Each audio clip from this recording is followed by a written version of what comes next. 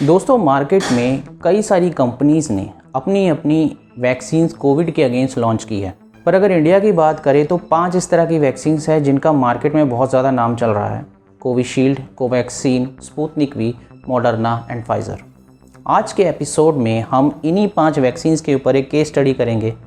जानने की कोशिश करेंगे कि कौन सी वैक्सीन कितनी ज़्यादा इफ़ेक्टिव है, हर वैक्सीन की कितनी डोज लगाई जाती है, इसका वेटिंग पीरियड क्या है और इन वैक्सीन के साइड इफ़ेक्ट्स क्या हैं।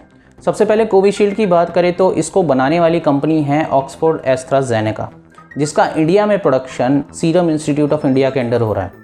ये एक तरह का हार्मलेस वायरस है जिसे एडर्ना वायरस कहा जाता है। इसको इस तरह म्यूटेट किया गया है कि ये हमारी बॉडी के अंदर कोविड के अगेंस्ट एंटीबॉडीज़ जनरेट करने में मदद करता है। और इसकी पहली डोज के बाद 6 से 8 हफ्तों का वेटिंग पीरियड है, मतलब 6 से 8 हफ्तों के बाद दूसरी डोज लगती है। और एफिशिएंसी की बात करें तो इसकी एफिशिएंसी करीब 70 से 90% तक देखी गई है। कंपनी क्लेम करती है कि इसको 12 साल से ऊपर की उम्र के लोगों पर भी लगाया जा सकता है, पर इंडिया में अभी इसे लगाने की उम्र सिर्फ 18 साल एंड अबव है। दूसरी तरफ अगर कोवैक्सीन की बात करें तो कोवैक्सीन को इंडिया की ही कंपनी भारत बायोटेक ने बनाया है, the national institute of virology के साथ मिलकर।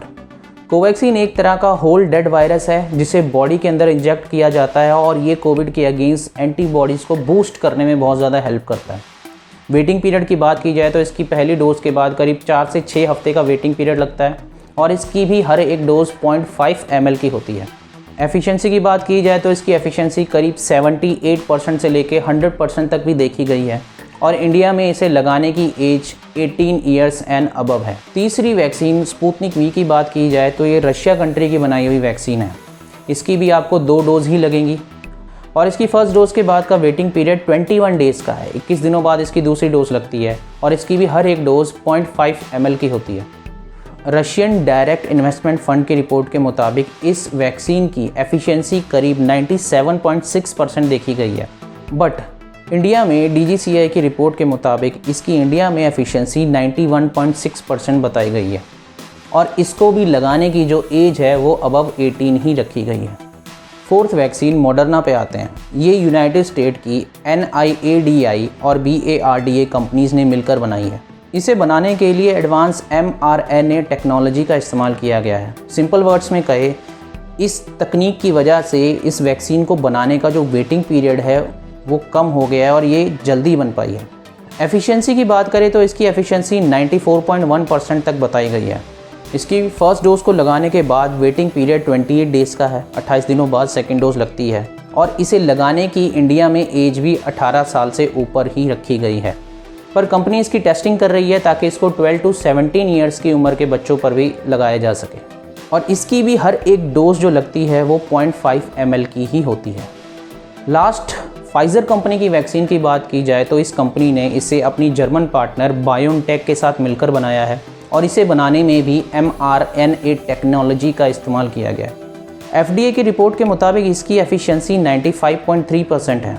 इसकी पहली डोज को लगाने के बाद 21 डेज़ का वेटिंग पीरियड होता है, पर बाकी वैक्सीन्स के अपोजिट इसकी हर एक डोज 0.3 ml की होती है। एज ग्रुप की बात भी की जाए तो एज ग्रुप में भी इस कंपनी ने क्लेम किया है कि इसको 16 ईयर्स एंड अबव के लोगों पर लगाया जा सकता है। तो दोस्तों, ये थी 5 वैक्सीन्स जिनका इंडियन मार्केट में बहुत ज़्यादा नाम सुनने में आता है। साइड इफ़ेक्ट्स की बात की जाए तो इनका कोई ज़्यादा क्रिटिकल साइड इफ़ेक्ट देखने को नहीं मिला है। नॉर्मल जो बुखार, फटीक होता है, कभी कभी चक्कर आने जैसी सिचुएशन होती है, बॉडी में स्वेलिंग होती है, इस तरह की प्रॉब्लम्स ही देखने को मिली हैं जो कि सिर्फ 1-2 दिन तक रहती है, उसके बाद ही अपने आप ठीक हो जाता है। दोस्तों, ये 5 की 5 वैक्सीन्स अपने अपने लेवल पे बहुत अच्छी तरह से काम करती हैं। दोस्तों, देखा जाए तो हर ब्रांड की एफिशिएंसी बहुत ही अच्छी है। हर ब्रांड WHO के क्राइटेरिया को पार कर ही मार्केट में लॉन्च हुआ है। जो बात मायने रखती है वो ये रखती है कि मार्केट में हर एक ब्रांड की वैक्सीन पूरी तरह से अवेलेबल कब होगी। कोवैक्सीन, कोविशील्ड और स्पुतनिक वी तो मार्केट में आ चुकी हैं, पर अभी तक मॉडर्ना और फाइज़र मार्केट में देखने को नहीं मिल रही। हालांकि सरकार ने मंजूरी ज़रूर दी है कि मॉडर्ना और फाइज़र को इमरजेंसी यूज़ किया जा सकता है, पर अभी भी इसकी मार्केट में अवेलेबिलिटी कम है। पहले से ही मार्केट में शॉर्टेज चल रही है वैक्सीन्स की, तो ज़रूरी है कि इन दोनों वैक्सीन्स की अवेलेबिलिटी भी मार्केट में करवा दी जाए ताकि शॉर्टेज जो है ख़त्म हो।